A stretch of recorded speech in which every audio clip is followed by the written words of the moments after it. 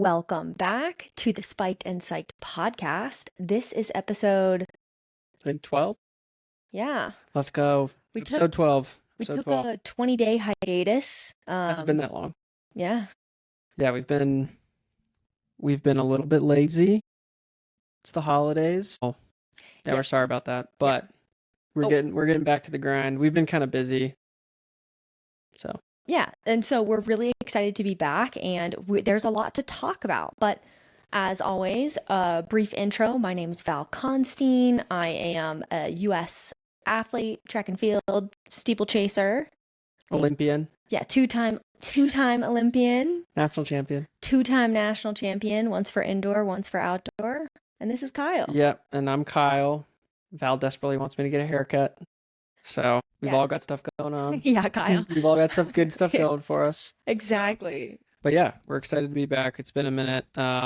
We've been trying to find time to do the podcast, but just haven't found time recently. But here we are. We're back on it, and hopefully be pumping out even more episodes soon. But yeah, how's everything been going? Things have been actually going really well. So if you remember in the last episode was kind of sad for me because I had been sick and I had had some swelling in my knees due to that sickness, which I actually found out is pretty common. Other people who have had Yep. ACL or meniscus surgery have also told me that when they get sick, sometimes they can have their knees swell up as well. So apparently it's relatively common and nothing to be too freaked out about. But unfortunately, because of the time that happened, I didn't get to run at the US Cross Championships. But the championships happened without me and people ran really well. So that was really cool. But I've been getting back into the swing of doing some harder workouts.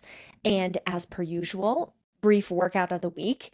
Actually, yesterday on Friday, I had a pretty hardcore track session. I'm going to start doing some more like race pace specific work, kind of phasing out of the base training and from like the double threshold and the long threshold. Kind of, I'll still do some of that, but I'm starting to transition into doing some 5K, 3K specific work. And this past Friday, I did 5K on the outdoor track because it was 70 degrees in December.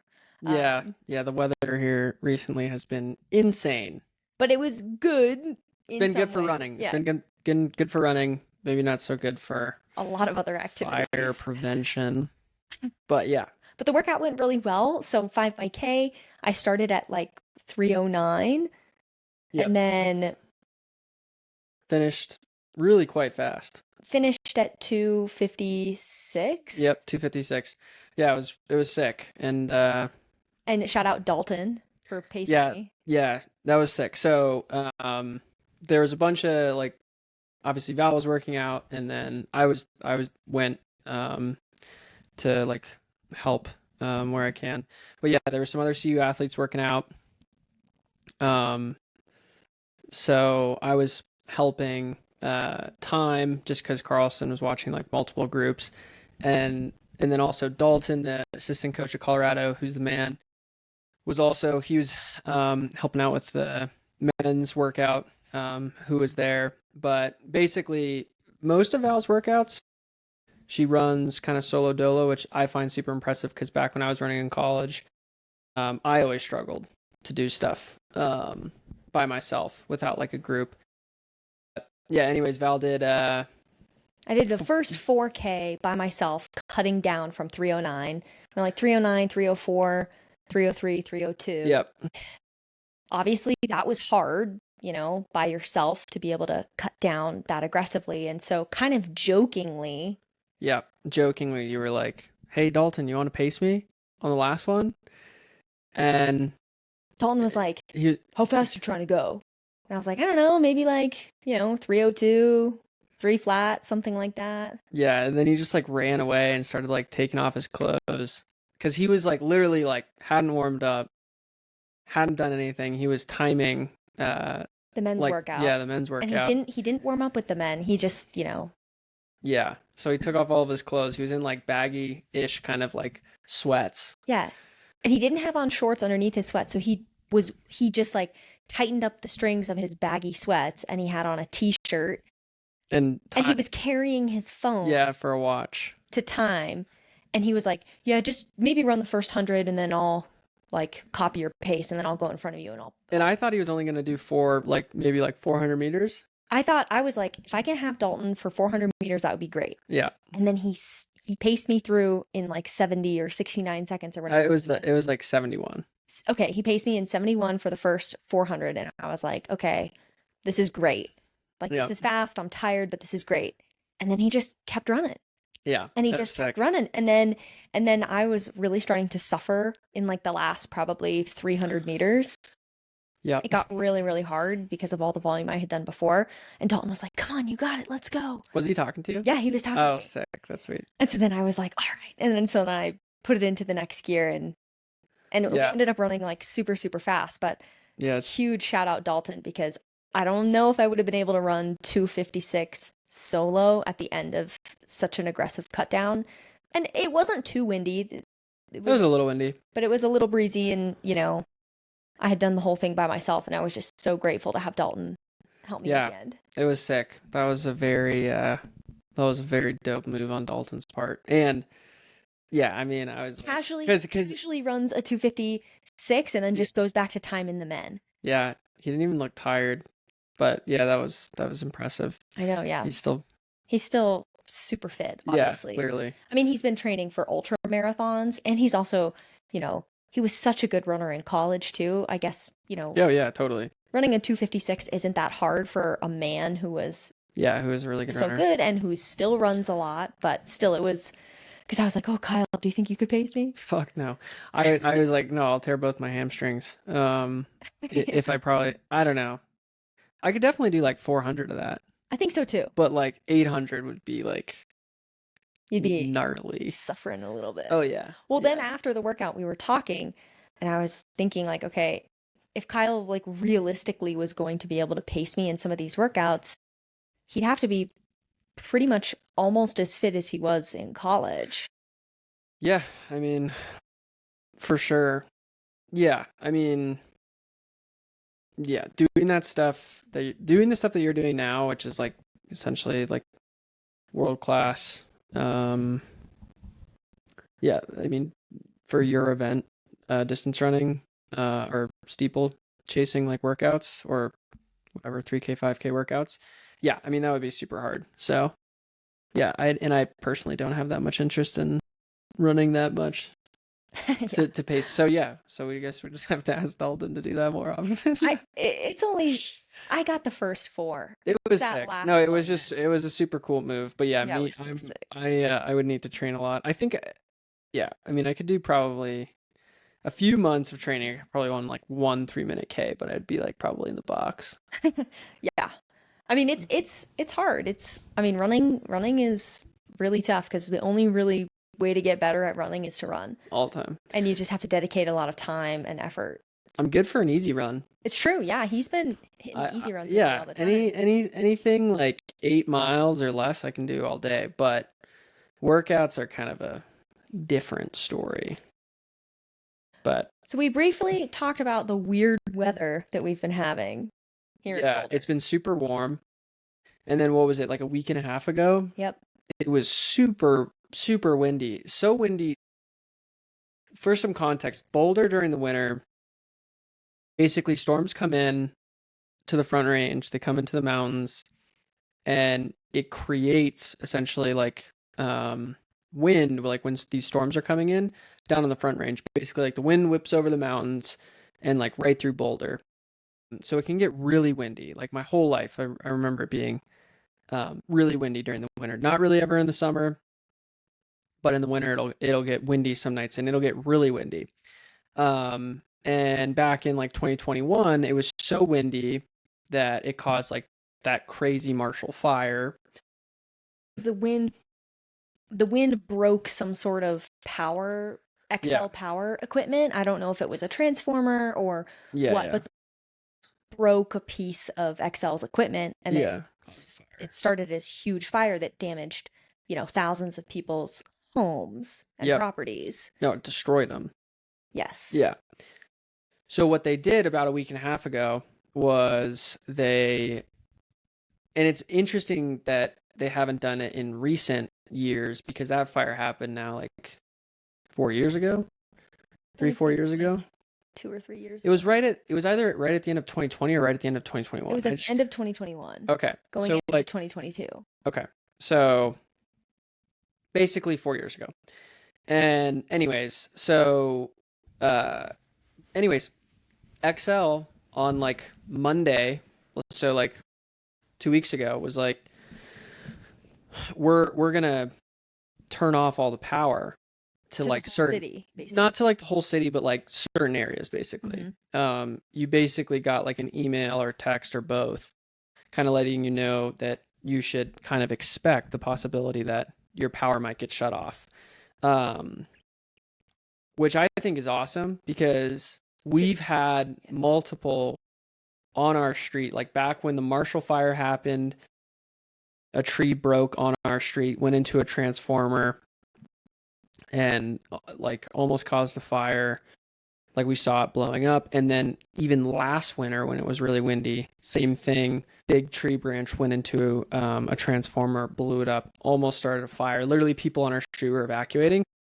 When they said they were going to turn off the power, I was like, this is fucking awesome. It's been a concern of mine that these like fires could become more common. I don't know.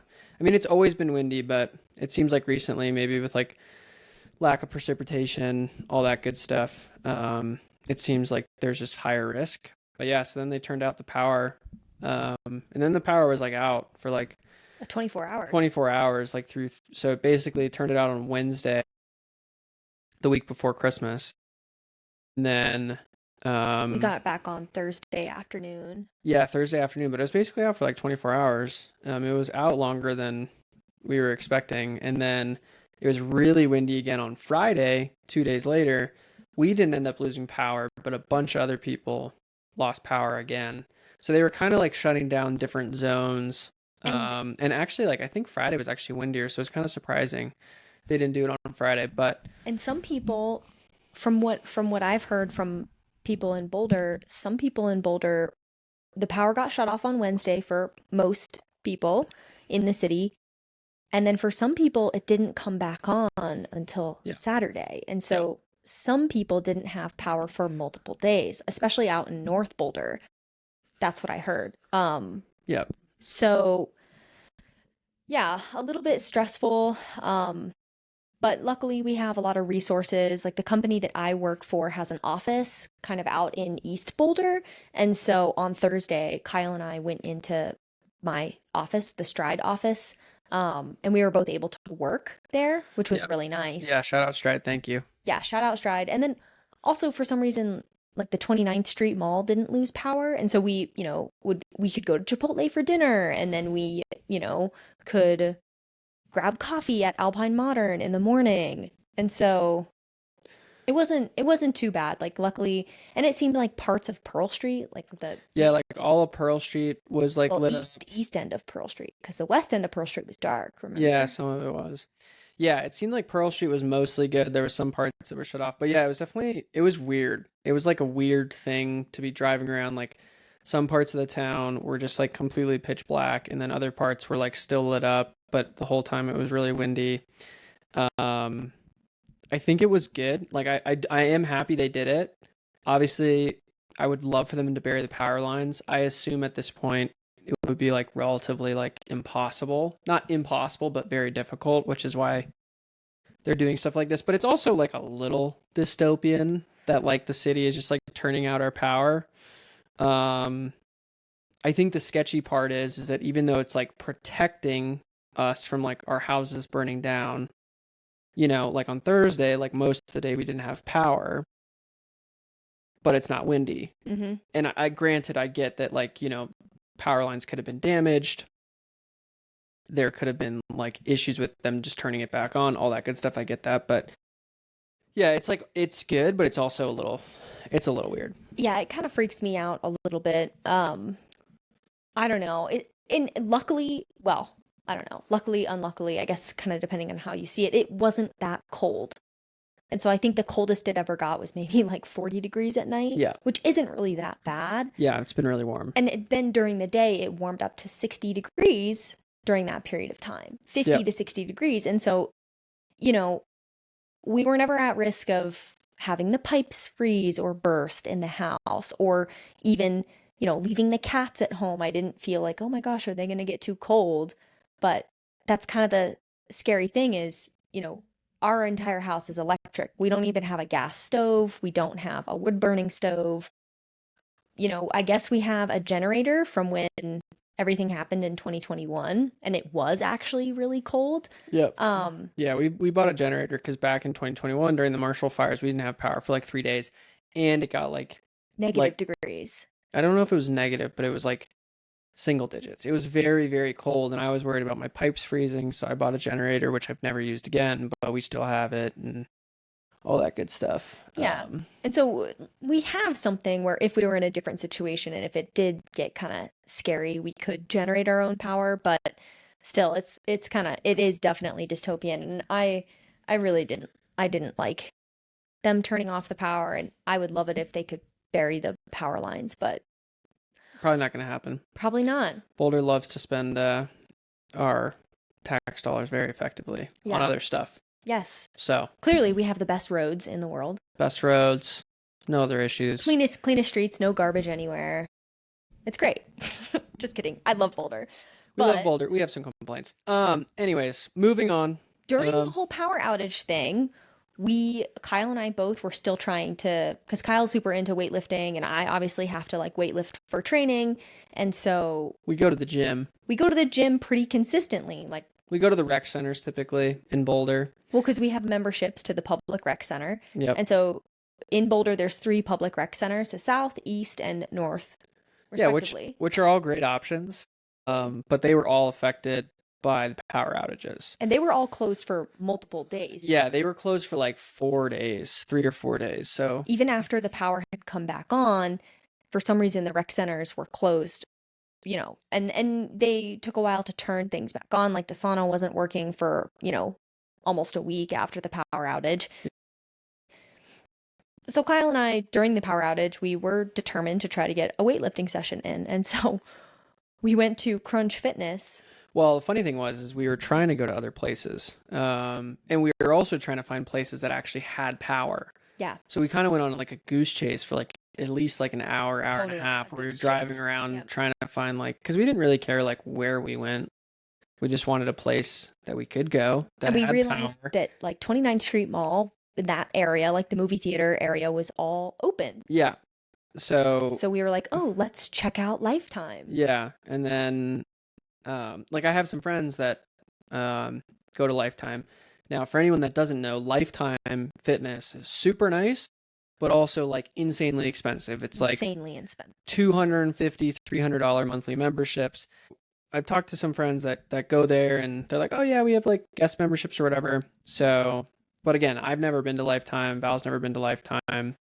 So we really don't know like that much about Lifetime. But anyways, we called them because we saw that they were open, and we didn't want to like go in there because we didn't want to be like, "Oh, we're here."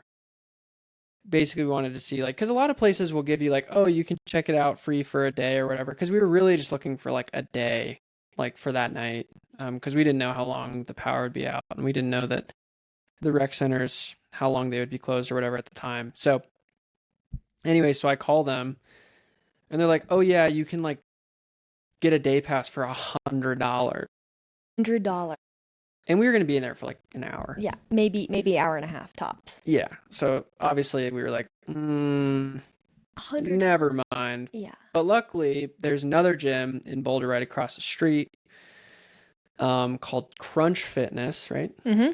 And Crunch, they had like a 7-day free trial, and it's like a big gym. It's really quite huge. Yeah. It's a big space. It's not in like the nicest area. Yeah. Anyways, so we ended up going to Crunch, which was interesting. To say the least. Yeah. It was not. The rec center is like a very different vibe. It's like a mixture of like old people, some young people, like kind of like people like of all, like, And you there's know, kids walks there. of life. There's kids and there's, elderly folk and people our age and there's college kids and high Yeah. schoolers and everything in between.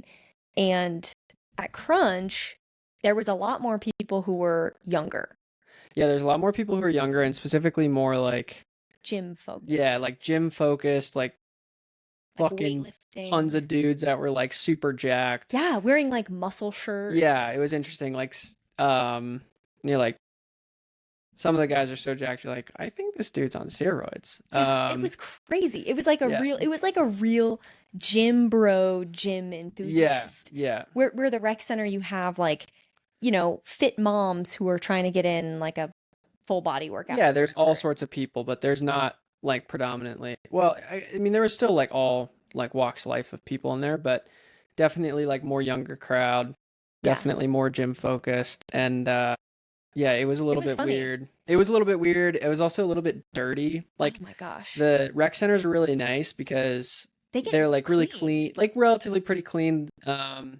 They're not like super nice equipment, but it like you can do everything to get the job done. But at Crunch, it's like they have all the kind of like muscle head machines, which are nice. Like it was kind of interesting for me because I could use some other stuff, but yeah, we both kind of walked out and we're like, ah, that was strange. There were some really interesting positives about Crunch because I think obviously like we've just kind of talked about some of the negatives of Crunch, but a huge positive of the Crunch in Boulder is they have like this area that's kind of for people who are doing maybe calisthenics or stretching or, you know, stuff with bands or, you know, plyometrics or whatever. Yeah. And it's this kind of grass turf.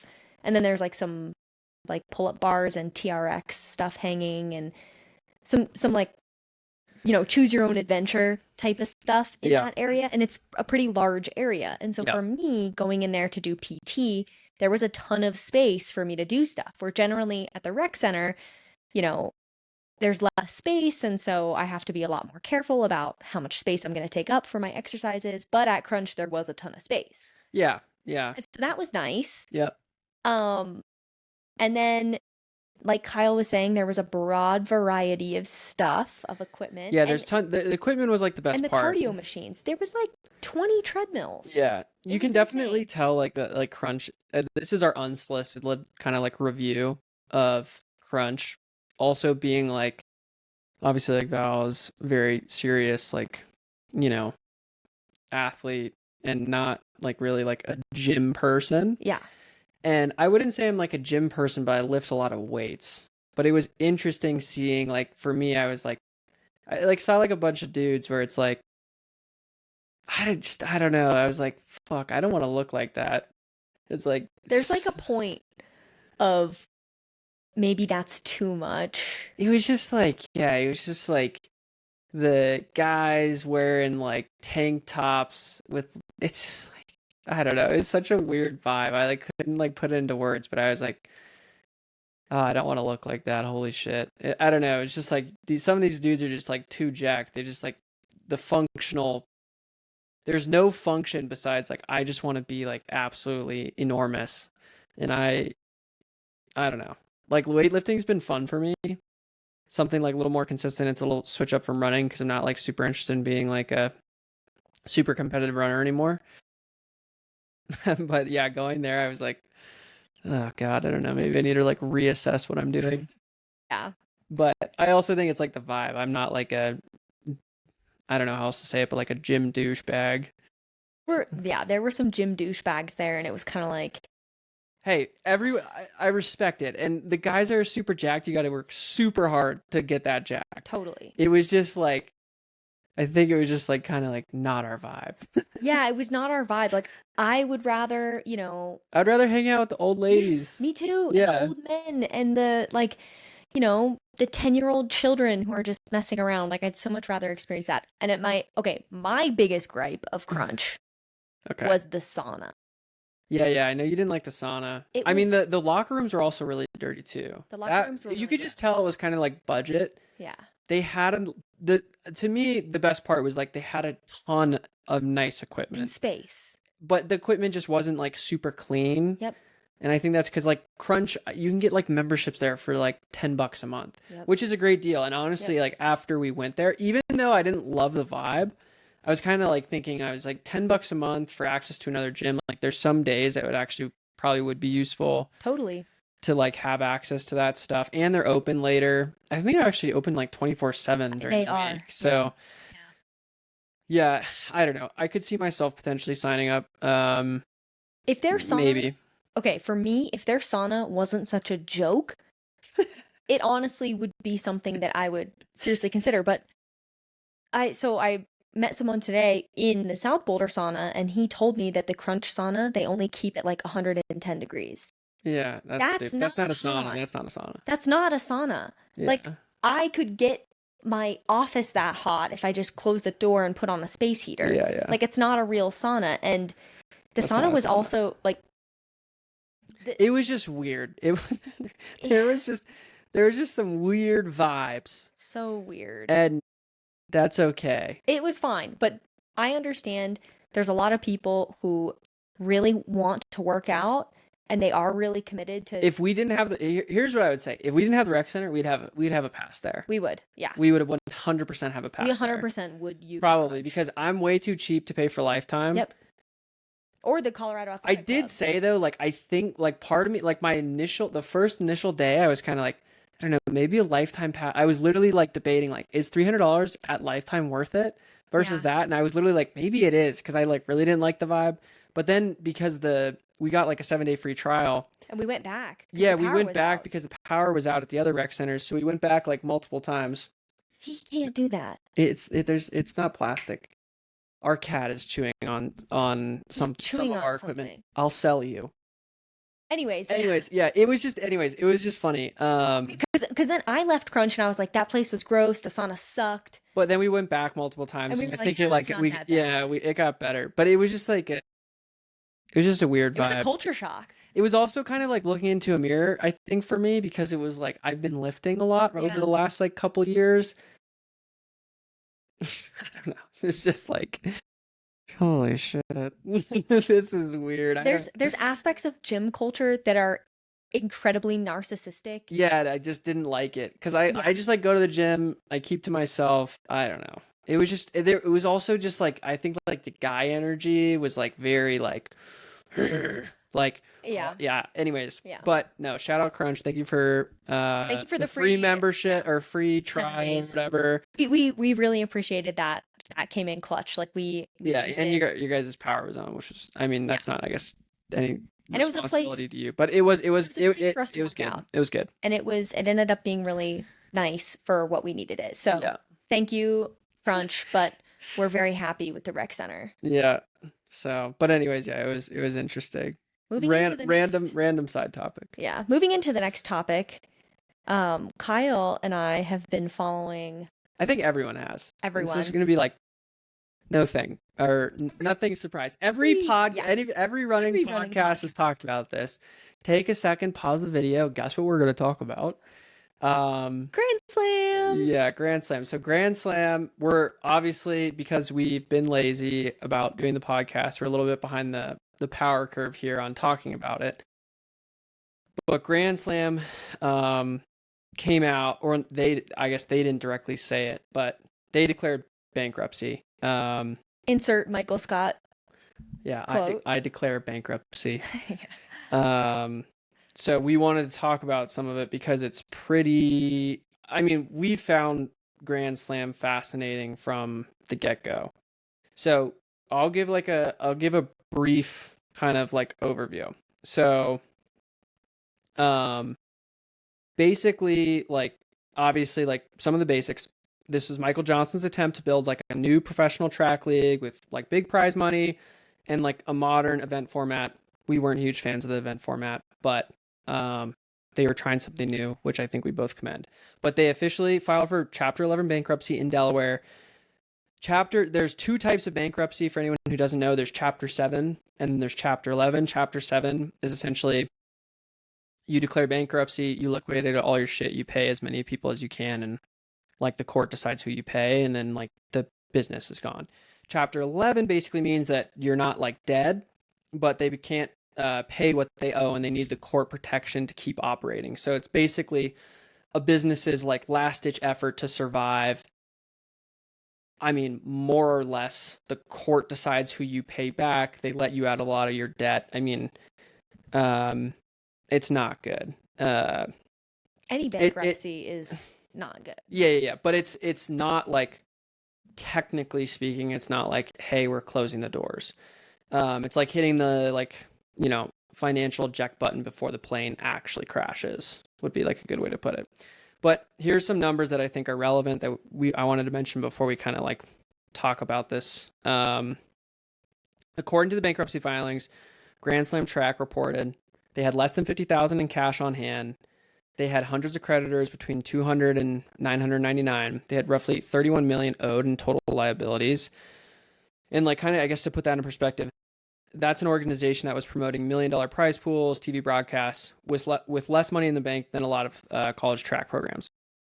So one of the interesting things about when a business declares bankruptcy is they also have to basically state who some of their top creditors are. So creditors are people that they owe money to. And because it's when you declare bankruptcy, all this stuff becomes public. So it's basically a mix of athletes, production companies, and marketing agencies, and even media outlets, basically hoping to get paid. Some really, really notable athlete names. Cindy McLaughlin is the highest athlete with over like 350K. Gabby Thomas, 250K. Melissa. No, she's on the list, but she's farther down, okay. I think. She wasn't going to be one of the people I mentioned, but like Josh Kerr, just over 200,000. And I think a lot of those people obviously came in, like obviously Melissa killed it. She did. But she probably didn't have like as big as like, she didn't sign as big of a contract because the year prior at the Olympics, she wasn't like on a Sydney level or a Kenny level or like a Josh Kerr equivalency, I guess. So like these, like what, Josh Kerr over 200,000, but basically like these are appearance fees and prize payouts the league advertised as like guaranteed. And then there are companies who like basically put on the show, like broadcast crews, Tack partners, event production, all owed like 6 and 7 figures. One that really stood out and actually caused a lot of like online, I don't know if you'd say controversy, but like discussion, was Sidious Mag. Which is our favorite track and field media house. Yeah, Sidious Mag is a shit, but but they're listed as like one of the top 20 creditors, owed around 270K for like content promotion and like coverage of the event.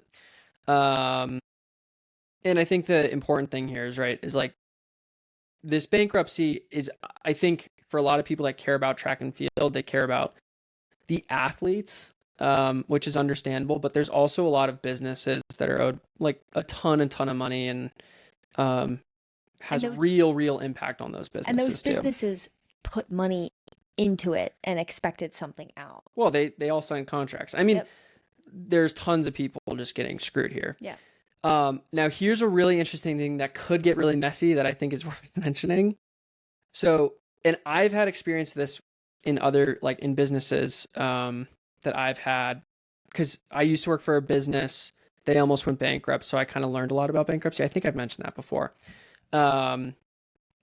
But so Gand Slam Track did make some payments to athletes before filing in the fall. They paid about half of what was owed to athletes to kind of like show good faith. And I think like, kind of keep this like moonshot alive that there's going to be a 2026 season. But under bankruptcy law, those payments can be reviewed as preferential transfers, which they totally are. Straight up. In simple terms, if the court decides paying some people just before filing was unfair to others, it can demand that money be returned so it can be redistributed evenly. So there is a world where an athlete who financially got a check could be told you need to give that back. Again, not saying that will happen. Again, for the athlete's sake, I hope that doesn't happen. That will get super messy. Worst case scenario for Gand Slam, if that But happens. Legally, it's on the table. And that is something that I learned in a business that I was working for years and years ago that was looking at declaring bankruptcy because of their financial position, and they literally didn't pay everyone for a period of time because they didn't want that same thing to happen where it actually gets more complicated if they did go. They didn't end up declaring bankruptcy and they're still alive today, but it can get really messy. So another interesting thing that kind of happened, World Athletics kind of commented on the whole thing after all this stuff kind of came out, because Grand Slam actually like made posts on their like social media and everything basically saying like they didn't actually themselves say they declared bankruptcy. They basically said like, we're restructuring, this is for the best, we're going to be back, we're going to have a like basically like we're going to have a 2026 season.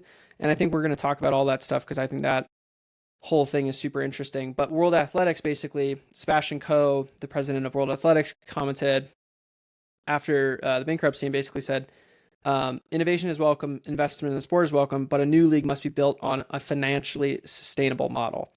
And the key line that stands out is that there is no guarantee Grand Slam will be allowed back onto the international calendar in 2026, even if they successfully reorganize and even if they pay back creditors.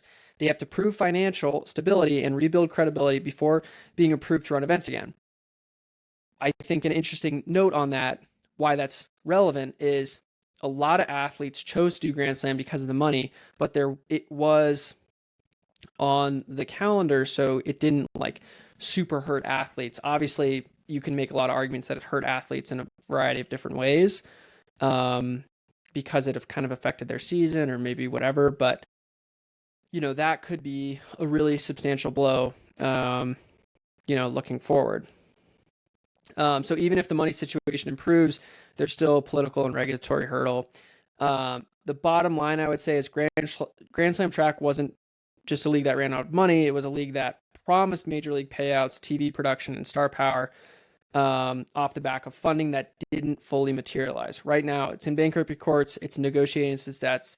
Athletes and partners are still owed millions. Some payments may be challenged, and its future is not guaranteed, either financially or within the sports governing system. At this point, Grand Slam Track is in like a survival mode.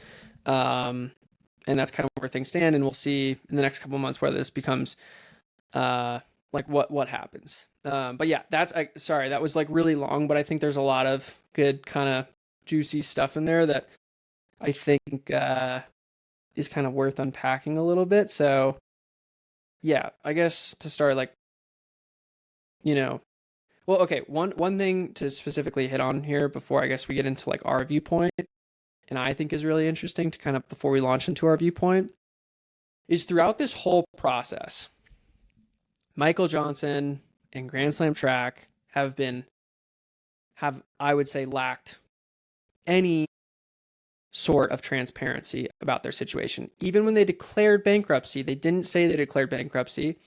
They basically kind of painted it as like, oh, it's this positive thing. This lets us like set ourselves up for success in the future.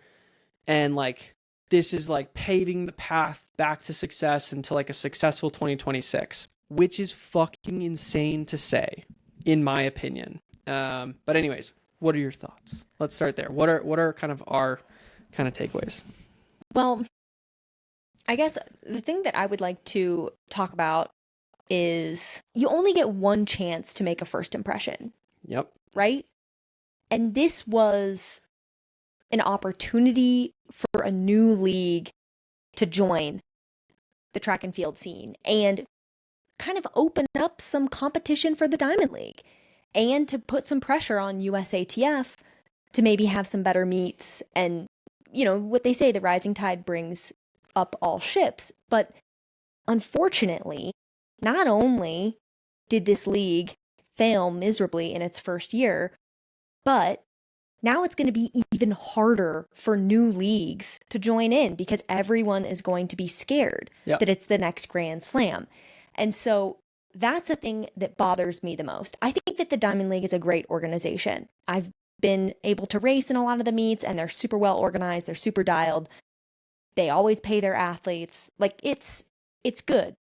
But of course, it could be better. And the best way to make Diamond League better is to put pressure on them with the second league. Yeah, And we saw, competition makes both better. Having a monopoly on something never helps. right. And we saw a glimmer of that this year where we had Diamond Plus events. Why did we have Diamond Plus events? The only reason why we had Diamond Plus events, which paid more than regular Diamond League events, is because of Grand Slam. They were trying to secure certain athletes for certain meets. And how do you do that? Obviously with some money. And so I think that Diamond League, did have some positives that came out of Grand Slam. Yeah. Even USATF recently has just announced that they're going to be funding some more meets in the United States, which I think is great. Yep. But it kind of makes you wonder if the reason why USATF was stepping up was because of pressure from Grand Slam. And now that Grand Slam's dead, it's kind of like, okay, well, now who's putting the pressure on these organizations to make better track meets? I don't know. No, it's good. I think there has been a lot of good things about like the larger impact on the sport, track and field because of Grand Slam. I think unfortunately though, things like putting some pressure on the Diamond League, creating Diamond Plus events was really good. And you can make other arguments for other things. Those are positive. I think the overarching thing though is that now this is becoming really negative for the sport. Oh my gosh. And yeah.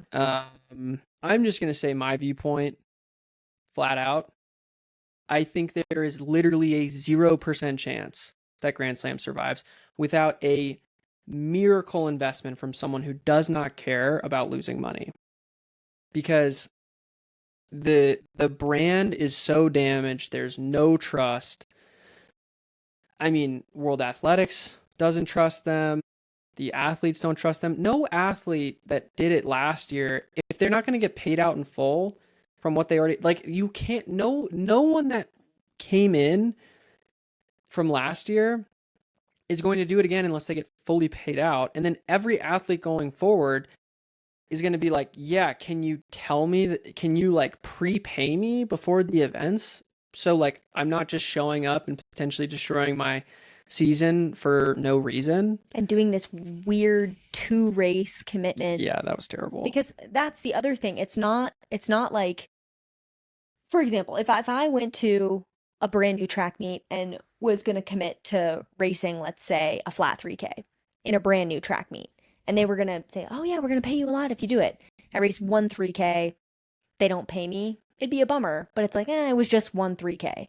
No, this was like a whole weekend of racing, 3K and a 1500. Well, and multiple. I mean, they did three meets. That's a lot. Yeah, that's a lot for a distance events, and even for sprinters too. I mean, Gabby Thomas, unfortunately sustained an injury at the end of Grand Slam, and no, I don't know if it was at the end of Grand Slam, but she didn't even race. I mean, there's endless examples of people you can make arguments about that could have been directly impacted by Grand Slam. Gabby Thomas is a great example. She ran at USA's, but then didn't end up running at Worlds. Like Yara didn't make the team.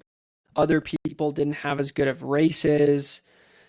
There's all sorts of examples of potential athlete impact, or an argument could be made that athletes' seasons were impacted by Grand Slam. And I don't think, obviously, that was not Grand Slam's thing. But this is one thing that I think I will make like really, really clear. In my opinion, the reason all of this happened from the beginning is because they got into such deep water out of the gate. They created their own problem. Their financial obligations that they committed to they came out and 10x'd prize money versus their only competition, which is Diamond League. The Diamond League, with no like existing like backing like from like fans. It was a brand new thing. So they just like way overshot the mark. Like this failed because of like the financial obligations that they committed to. And here's a couple of things that I think are super important to mention. They Grand Slam likes to paint this picture that like they got like a big thing of that they keep saying is that after the Jamaica event, that this like key investor pulled out a ton of money, and that's basically been the cause of all these issues. Jamaica.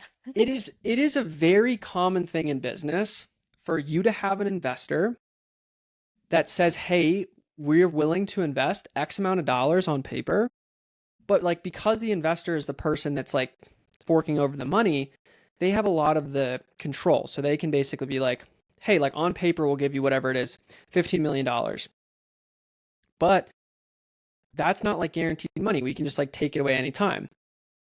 So I think the thing that's like to me that's really, really, really, really has always been super fascinating is I was saying from the beginning, I mean, you can look back. I have an old podcast with a buddy. I've been saying this like, where the fuck is all this money coming from? It's not some coincidence that track and field has never paid this amount of money to its athletes. So here's the other thing. If you're doing all this like crazy spectacle, crazy investment, huge payouts, and you, like Michael Johnson or whoever knows on the Grand Slam track side that your money is not guaranteed from your investors, and that money is so critical to actually continuing this vision, your first event is so important. First impressions. They fucked that up so bad. Like, I don't want to beat around the bush. The first day of Grand Slam was a joke. There was no one there. Mm-hmm. I mean, guys, who can blame an investor that's on paper committed millions of dollars, kind of been sold this dream? They see the first day of Grand Slam track, there's no one in the stands, and they're like, wait, and then we're paying athletes all this money, which is great, like, but now the athletes haven't gotten paid. It's because Grand Slam just royally messed up, and they didn't make that. They everything should have been about making that first event successful, proving that it was financially like capable. They could get fans in seats. And there was like a pathway to being successful, and they failed so miserably out of the gates. Literally what they should have done is if they knew a month out that they hadn't sold even remotely enough tickets to fill the stands, literally let people into the stadium for free. Yeah. Fill the stadium. Pay people to be in the stadium. Yeah. Give them the appearance that people want to be there. Yeah.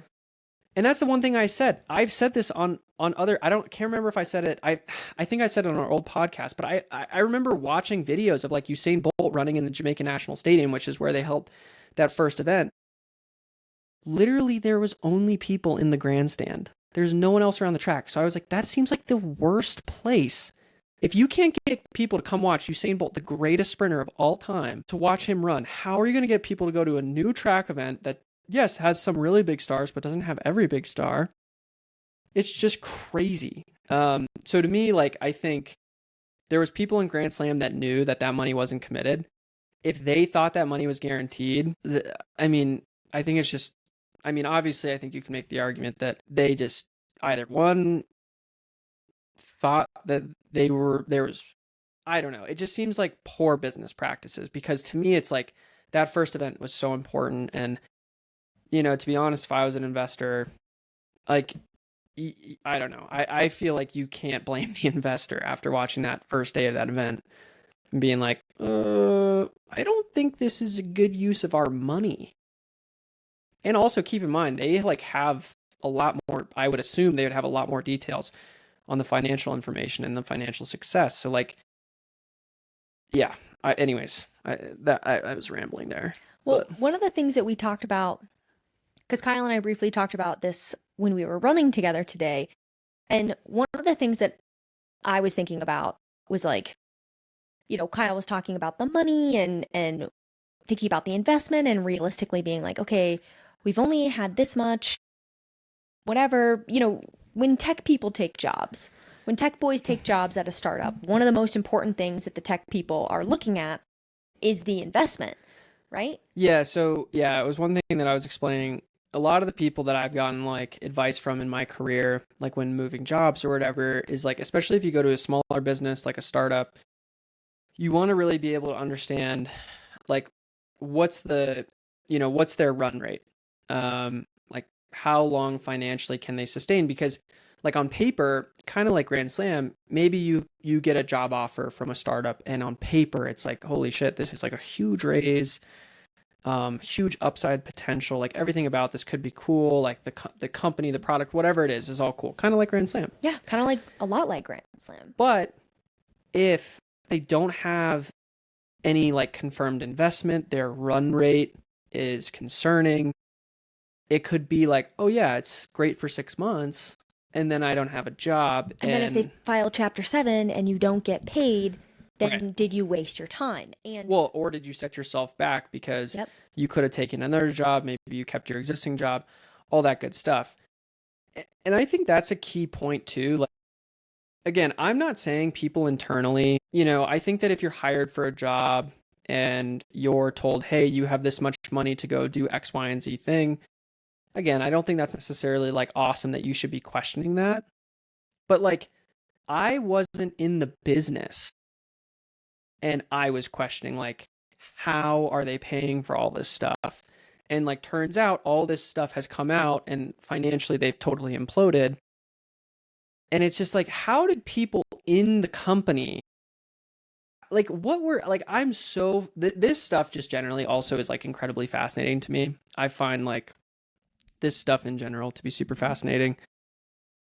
I just like, because this is one comparison I told Val is I'm a big UFC fan. I love the UFC. And the UFC, when they have like a UFC like pay-per-view card, when a fighter gets a bonus, so like say you get like the UFC says this was the fight of the night, and granted they get like fighter pay, which for a lot of these like base like fighters that aren't like the big stars, they have like their show money, which is like their show money and win money. So they show up, whether they get knocked out in 5 seconds, they get paid their show money. And then if they win, they get like a small bonus. So like, for example, like a lot of fighters just like on their roster before they become big stars is like 10,000 for show, 10,000 for a win. But if you lose, it could just be, hey, you got paid 10 grand for showing up. But the other thing that I find is really interesting is say you get fight of the night, you could get a $50,000 bonus. Let's put that in perspective. The UFC just signed a $7 billion contract for their broadcasting rights on Paramount Plus. They're giving their athletes 50 grand bonuses.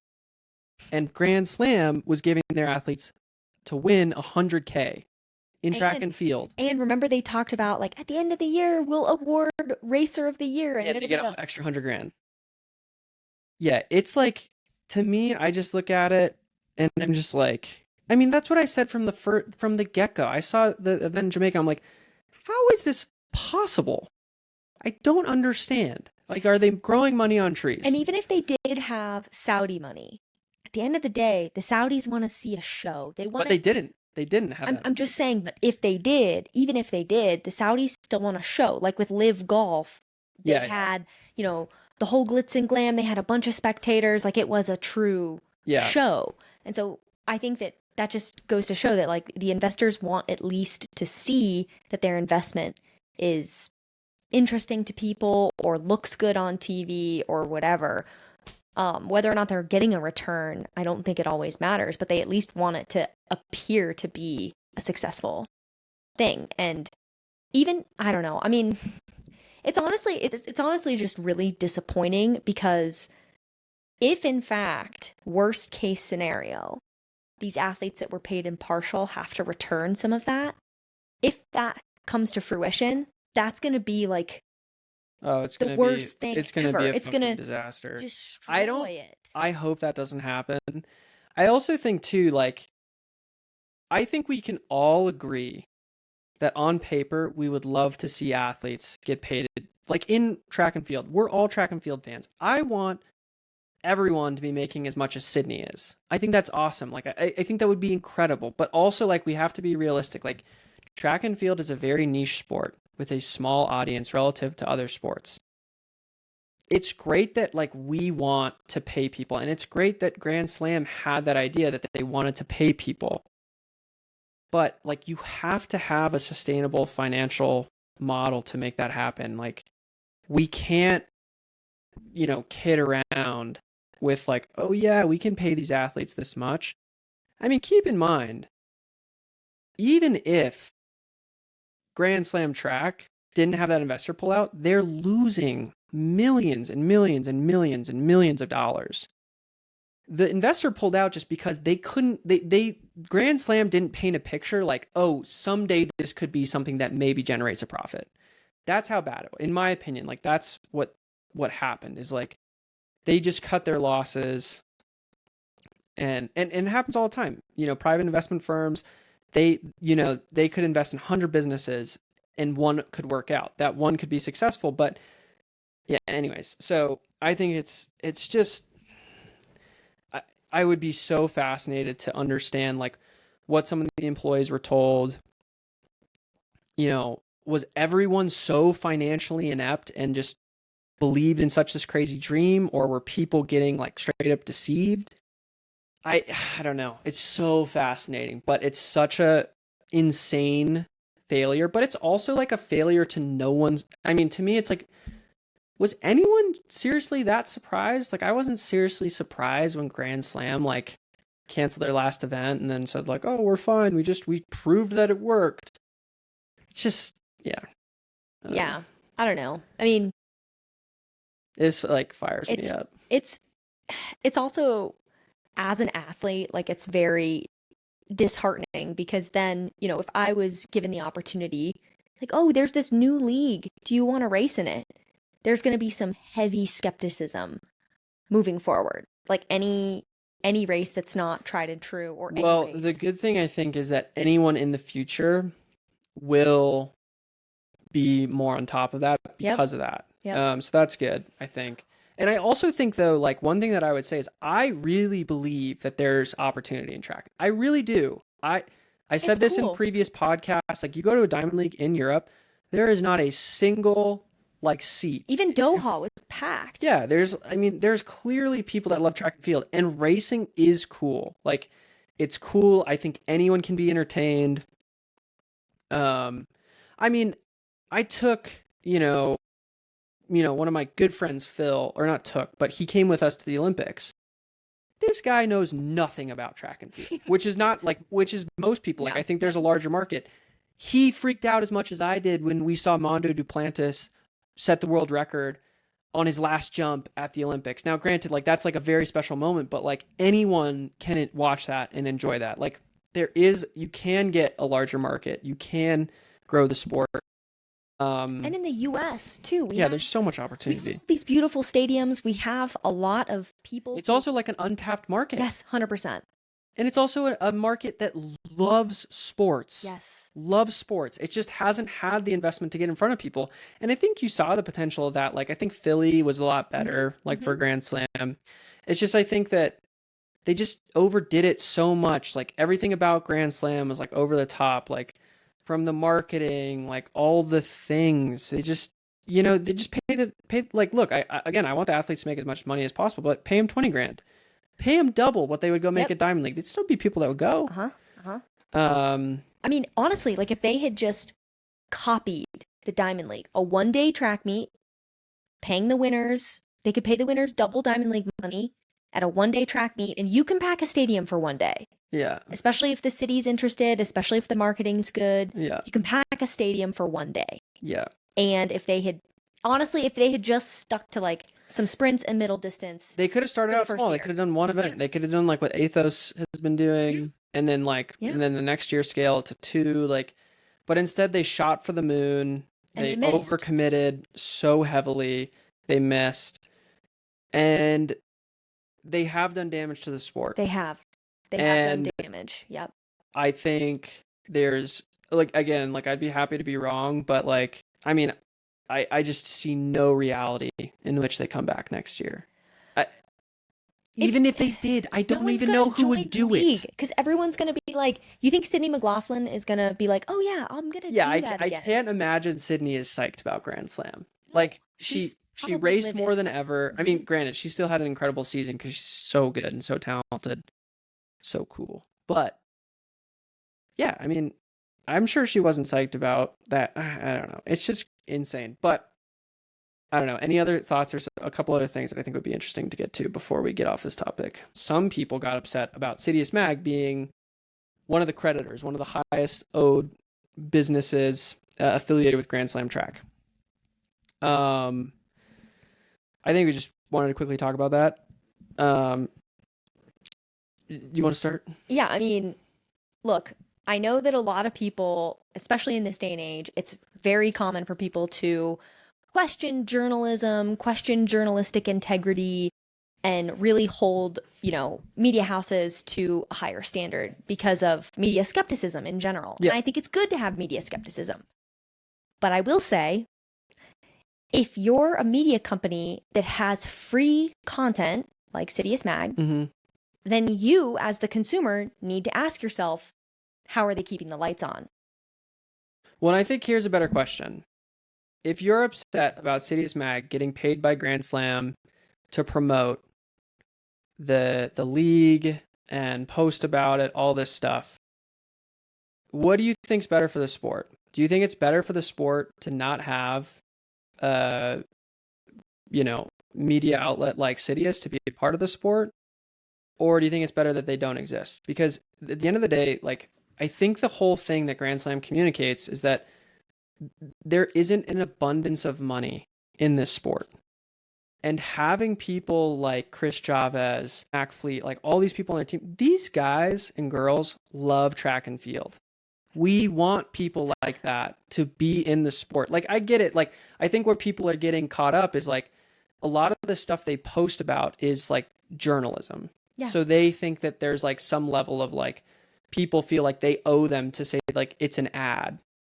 And it's like, okay, everyone in this sport is not like making tons of money without a brand supporting them. Like, Grand Slam is a brand that was supporting Sidious Mag. I mean, I don't know. I really don't understand it. I mean, I think Sidious Mag has been one of the best things to happen to track and field because it's been truly passionate people talking about the sport, promoting the athletes.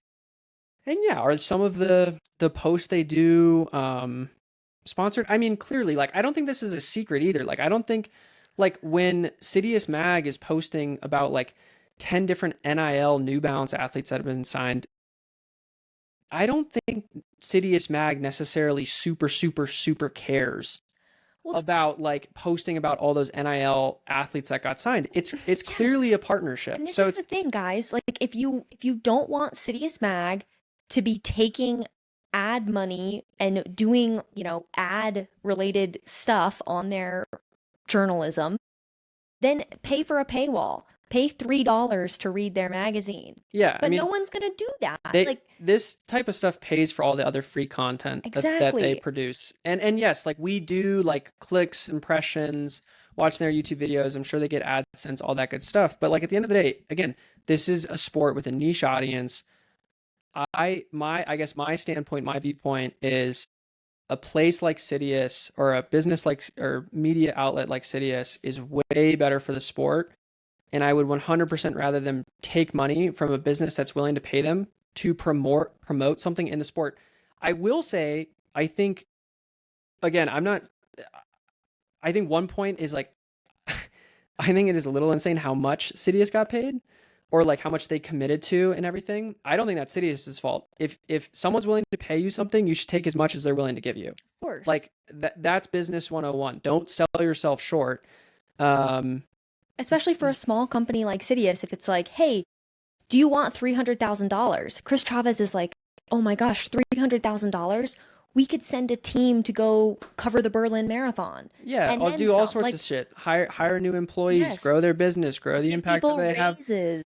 Buy new equipment for cameras and create positive impact. Totally. And so of course they're not gonna turn that down when that could be like a huge influx of cash for everyone who works for Sidious for the betterment of the sport in Yeah, general. I think I will say like one of the things I think is surprising is like I found it a little surprising in the sense of like, wow, they were paying them that much Yeah. for an event they were probably going to cover anyways. Like, it's not like there was an abundance of things going on in the track and field world, but like that's on Grand Slam. That's not Sidious Mag's like fault. Like, I think that comes back to probably the financial overcommitment that Grand Slam seems to perpetuate basically in everything. And again, I'm not saying that Sidious Mag I'm 100% confident they fulfilled their end of the bargain on like what they paid for. I just think that maybe like Grand Slam probably paid them too much.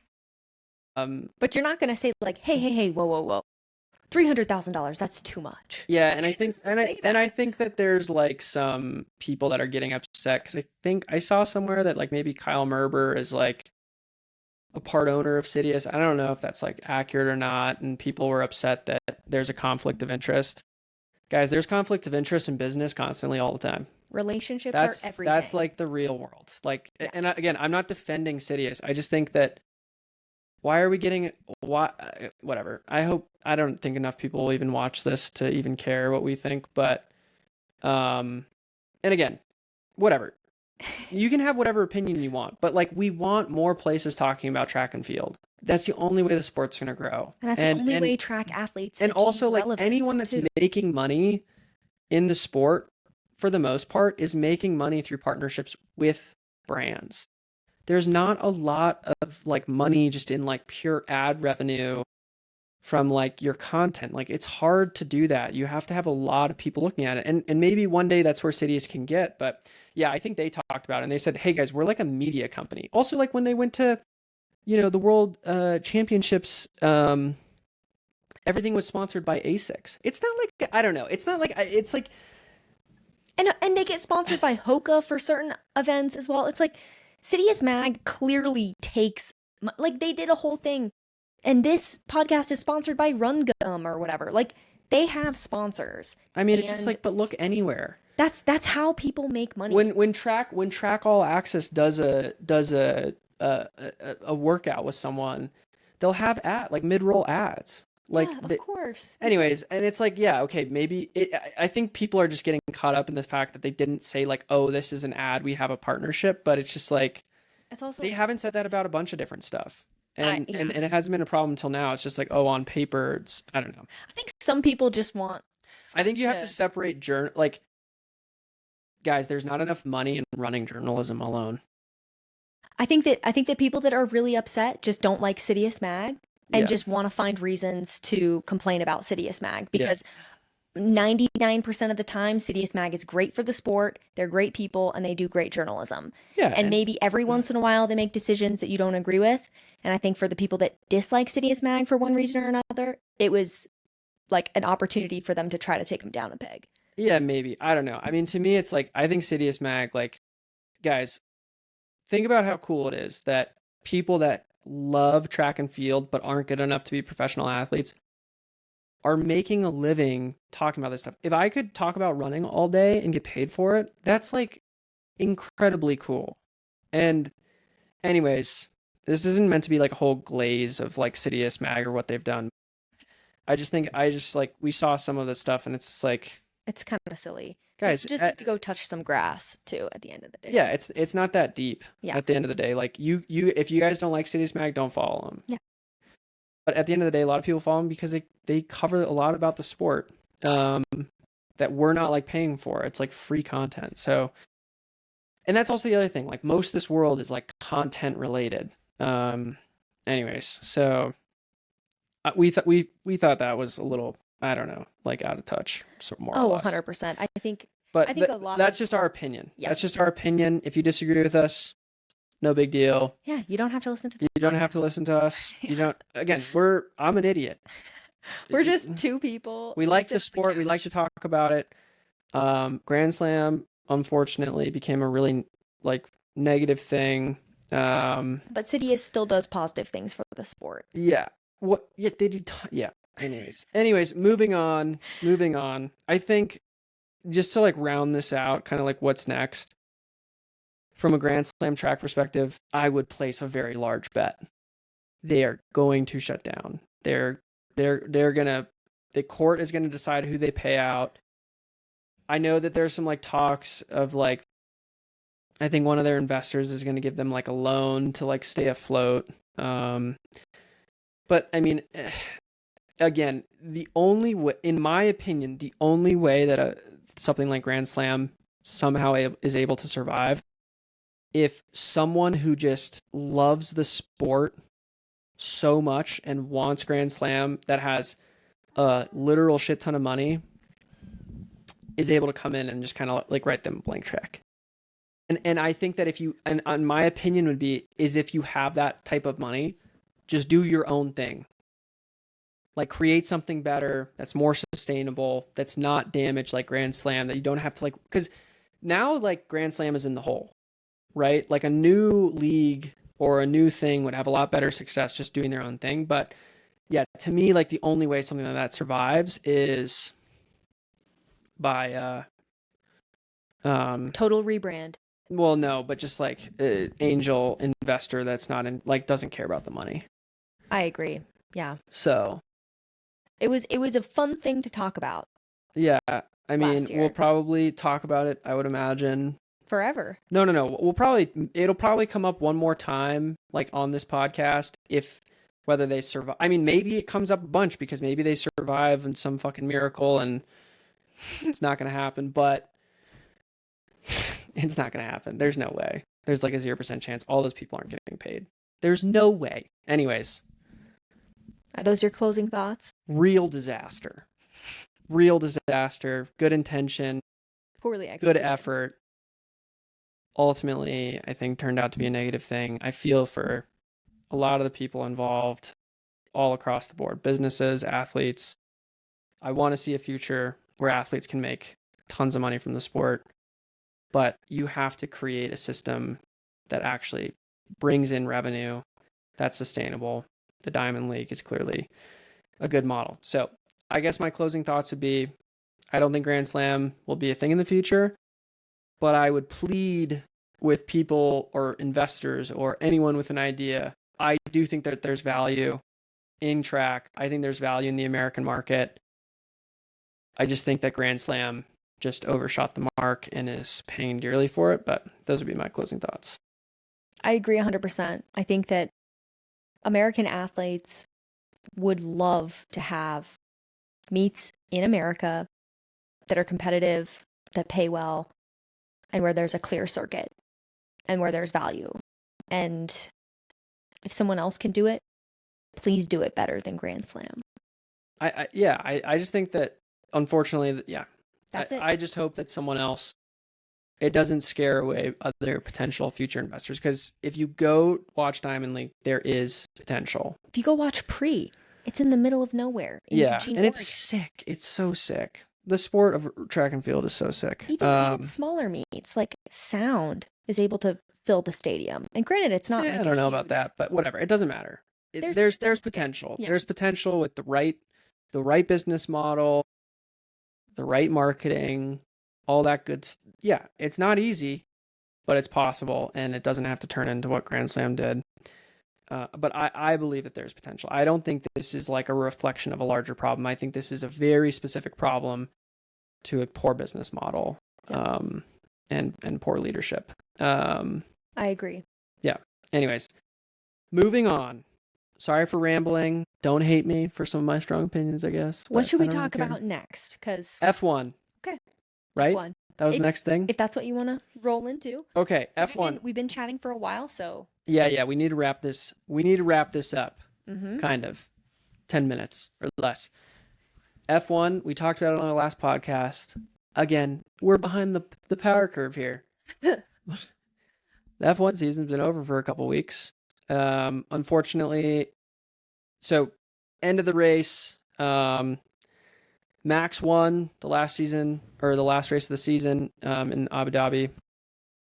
But Lando Norris did finish where he did. I think it was it Max first, Oscar second, Lando third. Mm-hmm. So Lando had to finish, I think, third if he would have finished fourth, he would have lost the world championship. But he finished third. He's a new world champion. So congrats to Lando. Again, I'm not the biggest Lando fan. I've never been cheering harder for Charles Leclerc in my life. Really? He was fourth, and for a while it looked like he. Yeah. But it looked the possible. papayas are just so fast this year, and Max could have done some shady shit where he like could have backed up the field and tried, like Lewis Hamilton did that when Nico Rosberg was right behind him and he was going to lose the championship. So like, but yeah, Max kind of just like ran away from the field. Time trialed it out there. Yeah, I mean the facts that Max basically finished 2 points behind Lando at the end of the season. And yeah, I mean it was an incredible year. It was. Congrats to Lando. Congrats to McLaren. Zach Brown might be the biggest cringe lord, which is the CEO of McLaren. His like messages, remember like the radio chat to like Oscar, where he like comes in, he's like this like dad, he's like, "Great job, Oscar, like you're the man." And Oscar's like, "Fuck you." Like you just like, you feel bad for Oscar. It's like, Jesus, dude, I just like lost the world championship, like thanks. But yeah, cool. Like cool. I'm glad Lando won. But yeah, I mean also like shout out to Zach Brown. He's turned McLaren around from being like really bad for a long time. Yeah. Last time they won a world championship was with Lewis Hamilton, I think in 2008. I know, yeah, it's been a minute, and but everything's gonna change next year. Yeah, new regulations next year. Cadillac is joining the run. Yep, Cadillac's coming, which will be really interesting with Sergio Perez and Valtteri Bottas as their drivers, which is honestly like a pretty legendary crew. That is a legendary crew because it's two like people who were relegated to a number 2 position for such a long time. Yeah. And so it'll be really fun to see kind of like how that dynamic shakes out. And they both seem like really level-headed, good drivers. So it's exciting. Isaac Hadjar is driving for Red Bull next year. Isaac, I guess it's like Isaac. Because he's it's like Isaac. Yeah. French. Sorry. Yeah. R.I.P. brother. I know. I don't know. Like him too. He seems like such a sweet boy. That seat. So the Red Bull seat, just for some context, the Red Bull second seat has been like a cursed. Yeah, cursed revolving door. Like no one's survived that seat. I think partially because Max is so good and he puts other people to shame, but also apparently like the car is built so directly for Max that other people have a hard time driving it because like there's driving styles and Max's driving style apparently is very unique. Obviously it works for him, which is why they build it and why he's a 4-time world champion and almost was a 5th-time world champion. But anyways, F1 is such a sick sport. It would have been cool to see Max pull off the Hail Mary, but he did everything he could outside of being shady and like backing up the field and hoping something happened. But it was he made it entertaining. And I did place $10 bet on Oscar Piastri like a month in that I felt like was a lock, and it was for so long, and then Oscar just shit the bed, and then Max came out of nowhere. The sports betting, I don't like it. It's all right. It was only $10. Put money on things every once in a while. Yeah, very, very sparingly. It's pretty annoying. Yeah, Val doesn't like it. Speaking of putting money on stuff, I should have put money. Where'd you go? I should have put some money on my fantasy football leagues. Yeah, keep going. Oh, I last year and years prior have not really been like super dialed in fantasy football. I've been in leagues. I took a year off. I think last year I didn't play. But then this year I was super motivated. I was like, I want to play fantasy football. It's going to be great. Well, for some context, Val, I've been playing fantasy football for I don't even know, years. 10 plus years. Yeah. Like forever. And it's fun. It's super fun. It's a fun way to like follow the football season. But Val, ever since we've been dating, I think, well, I wanted her to do it for a long time. She did it a couple years, like literally wouldn't do anything, like wouldn't update her league, wouldn't like do anything. Like, and I was like, she's like, you have to help me. But this year has been the evolution of Val's fantasy football going to another level. I just decided I was going to lock in. She's been locked in. So Kyle was in this league with like a bunch of boys that I don't know. I only know Kyle, Phil, and Kyle's dad. And then there's like 3 other dudes in this league. Val was like a last second ad. We we have like a basis of people that always do it, but you want like at least 10 people. So we had like a few secondary slots. And in the past, Val has been so uninterested in fantasy football. I like this year I didn't even like really ask, but then like last minute we were looking for people and I was like, "Hey Val, like do you want to do it?" And my buddy was like, he had already like offered, there was like 2 spots left and he had already offered it to 2 other guys. But I got the sign up, I had the sign up link and I didn't really know that 2 other guys already said yes, they wanted to do it. So Val literally took the last spot in the league and some other guys got like pissed off. They were like, "Who's this person? The crazy cat lady?" Yeah, 'Cause that's my that's her name. name. And And the boys were like low key, I think, kind of mad because they're like, "Oh, our friend was gonna do it, and this crazy cat lady is now doing it." yeah, and Val lit it up all year. I mean, I think you were like the number one team for most of the year in our league. Yep. I think you slipped down below my dad, like the last couple weeks, so Yep. you were in second place. But hold on, let me just. Okay, so right now, Val most likely will win the game in our league. She's up, so it's a 2 weekend championship, so it's like 2 weekends of fantasy football. She outscored the guy she's playing by like literally 100 points. So the chances of her losing this are like nearly impossible. But anyways, yeah, it's the comeback story. Val loves a good comeback story in both running and fantasy football, apparently. So she And I'm in the looks, second league, yep. and in my second league, I'm with like some runners, and I'm with a fellow podcaster, Dom, and I like missed the draft because it was East Coast time and I thought it was West Coast time. So I missed the draft and I didn't have a very good team. And so I was like fourth seed team or whatever for most of the season, like really building, like really trying to make my team good over the year. And now I'm in the championship in my second league too. And it's kind of a close match. Like I might win this, but it's kind of a 50-50 split between me and the other person. But yeah, like I've been fighting really hard in this second league, and I might win this second league too, maybe. I don't know. It's definitely a lot closer, but yeah, I locked in this year and I've been And she's potentially going to win both of her leagues. yeah. That's like pretty crazy. If anyone plays fantasy football, you come to respect how hard it is to win your league. It doesn't happen that often. Yeah. So yeah, shout out to Val for locking in on fantasy football when a couple years ago you didn't know or care to do anything, and now she's absolutely crushing it. She slaughtered me all year. But yeah, it's pretty sick. So good job, dog. Thank you. Yeah, Good job. it's been actually super fun. I've had a lot of fun with fantasy football and it's You just had to lock in. yeah, And exactly. then yeah, like if you pay attention to everything, It's really fun. it's really fun. Yeah, it's a fun way to follow it. But yeah. Anyways, that was sick. So good job, Val. All right, I think close it out with the conspiracy theory and then call her a day. Mm. Conspiracy theory. What's a You good got one top of the dome. what's a good one? Oh, I thought I saw an alien today. Okay, that's not a conspiracy theory. Val saw a balloon. Yeah, It was a balloon floating. Click. She said it's a UFO, and then I looked at it for 3 seconds, and it was literally like you could see the balloon with the string on it. Um, conspiracy theory. You should Um, go. I need to think of one. um, I don't know about a conspiracy theory, but I'll say something I think is interesting. Did you see that Trump put in the White House? You know how there's like that walk where they show like all the previous presidents? Yeah.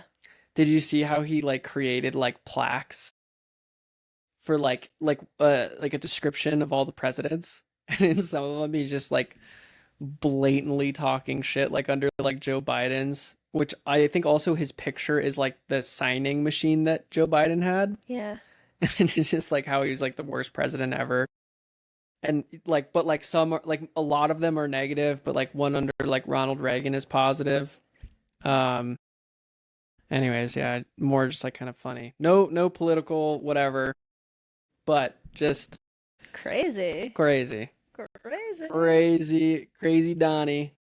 Back at it again. So I don't know. I want That's a to. good I guess the conspiracy theory would be is what's the purpose? What's the purpose of? I don't know. Maybe Donald Trump just like fucking loves talking shit. Like I mean, obviously he does. He likes talking a lot He of does shit. it all the time. Does it all the time. But like he's so petty. He's so petty that like he's just like shit talking people that like he's just like picking fights with people that are like not even around. But anyways, no political opinions there. Whatever. Just more something I thought was kind of hilarious. Some people might think they think that's hilarious in a positive way. Some people might think that's sad because maybe they think our president should be doing that. I don't know. Make your own decision. I just think it's funny. That's a good one. And it's not really a conspiracy theory, but I guess I have a good one. Okay, go ahead. One of my favorites is that the moon landing was fake. Okay. I think that's a good one. Is that all? Well, do you have any reasons as why you think it's fake? Do you actually think it's fake, or do you think just like the conspiracy theory? I really like the conspiracy theory Uh-huh. because they actually have like some super interesting points. The thing that I think is kind of the most compelling about it, where it's like a real head scratcher, is why haven't we gone back? I think because it's like a giant ball of dust But then, like, or dirt. you know, There's like sometimes nothing there. you talk to people and they're like, oh, well, we can't go to the moon because of the Van Allen radiation belt. It's like, well, how'd we get there in the 60s? That's a real head scratcher. But I think the moon landing happened, guys. I Thousands. think that it's my favorite. It's one of my favorite conspiracy theories. Okay, but do you think it didn't happen? I'm skeptical. Okay. I'm skeptical. I don't know. Yeah, we're building robots and AI, and you're wondering if we went to. I don't know. I think we went to the moon, dog. I think we went to the moon. A lot of people that saw the spaceship take off, it came back. It, like one of the best arguments is like, why is the flag like perfectly straight? Or like that's like one of the strong arguments, right? Is like the picture, right? Well, there's I mean, that isn't suspicious to me, honestly. Yeah, because there's clearly a rod through it that like is propping it up Yeah. because obviously like there's zero gravity or very little gravity, so they Right. would need to like they want to get a nice picture of the flag. No, I agree. I don't think that that's suspicious. I think that it's like, Don't be suspicious. Don't be suspicious. I just think it's weird that we haven't like wanted to send anyone back. I just think it's weird. Like we send people to the International Space Station all the time to do research, and it's like, well, why don't we, go to the moon? I think it's like the same reason like why don't people go to the desert all the time and like pick up dust and be like, probably because it's not like that useful, realistically. I guess. I just think it's weird. Yeah, that's fair enough. It's super weird. My biggest concern with Val getting into conspiracy theories is her eventually believing too many of them. I think it's good to be suspicious. Yeah, it's always good to ask good questions. Yeah, I mean, I think that it's just good to, ask yourself like, oh, like why am I hearing this? What does this mean? Is this what they're saying it is, or is it something else? Because a lot of times people are just confused and they don't know what they're talking about, and they're talking about things like with news and stuff, and sometimes stories like get blown out of proportion, and so I think it's just a good way to stay skeptical, about a lot of things. Yeah. Yeah. No, I mean, ask questions, right? Form your own opinions. Mm-hmm. Kind of like with Grand Slam. Yes. I think to close things out here, like, again, obviously, I think like my views are a lot more like direct and extreme than Val's, but yeah, I think anything you should form your own opinion, do your own research, ask questions, be skeptical, and it's okay to compare. If things are too good to be true, I think the lesson from Grand Slam, if things are too good to be true, they probably are. So ask questions about it. But yeah, hopefully you guys kind of enjoyed. I mean, I guess most of the episode was the rant on Grand Slam. Yeah, I think the biggest takeaway is like we wish it would have worked out. Truly, just because it would have been really good for the sport to have another league, but don't give up. Yeah, don't give up. There's still opportunity. There's still athletes. There's still hardworking people who love the sport out there, and they're just waiting for something really great to be a part of. Yeah. Yeah. And hopefully we can look back on Grand Slam in 5 years, and maybe there's things that are yet to happen that are ultimately going to be more positive. Right. I hope that's the case. I know that our views on it today are probably mostly negative, and that is a bummer. Yeah. So hopefully we can look back on it, and some of our maybe more harsh takes end up being wrong. And there are some really, really big, good, positive things. There's already been some small positive things, but hopefully there's a lot more big positive things. Maybe Grand Slam was the necessary evil for the next league to come in, create a good business model, create something sustainable, and really blow track up in the U.S. market, especially with the 2028 Olympics coming up. If there was ever a time to do it, now is still the time to do it. I agree. Yeah. So, yep. Anyways, stay skeptical. Ask questions. The real world is brutal. It's all about who you know. It's all about connections. Don't be surprised if you see it in other areas of life. Yeah, totally. And it's there's a lot of good life lessons in Grand Slam. Mm-hmm. So if there's something that's applicable to your life, try to learn from their mistakes and apply it. I don't know. Well said, my boy. Sheesh. All right, guys. Thanks for tuning in. We've been rambling. We be rambling. We try to make these podcasts short, and we fucking suck at it. Yeah, there's always so much to talk about. But anyways, for everyone who has managed to listen this long, thank you so, so much. We don't really have that many listeners right now, but those of you that are listening, thanks. That's really great. If you're on YouTube, like and subscribe. Yep. If you're on Spotify, drop us a comment. Same with on YouTube. Let us know what you're thinking about. Let us know what you want to hear about. Leave us a rating on Spotify. We're trying to get to I think we almost have like 10 ratings, or we have 9 ratings. Maybe that's changed. I need to check, but go give us a rating. Yeah. That would be sick. It would be sick. So, but anyways, we appreciate it. We just do this for fun. We don't make any money off of it. So again, don't take us too seriously. Just a couple of idiots talking about track and field in our house because we love it. We do. We love track and field, and we also love to talk. Val loves to talk. No, that's not true. Val loves to talk. This was her idea. This podcast was her. Box. All right. Anyways, before we get too cringe, we'll try to be back soon. Maybe we'll do another episode before the end of the year, or maybe we'll do like a year 2025 in review, something like that. But yeah, anyways, we'll see you guys soon. It will hopefully not be 20 days. No promises, because we've said we were going to try to do it every week, and that hasn't happened. But we will promise that we're going to keep doing this. Yes. That is for sure. We're not going to stop doing it. Anyways, no more need for rambling. You guys are the best if you listened all this way. And we'll see you soon. Yeah, thanks everybody. Peace.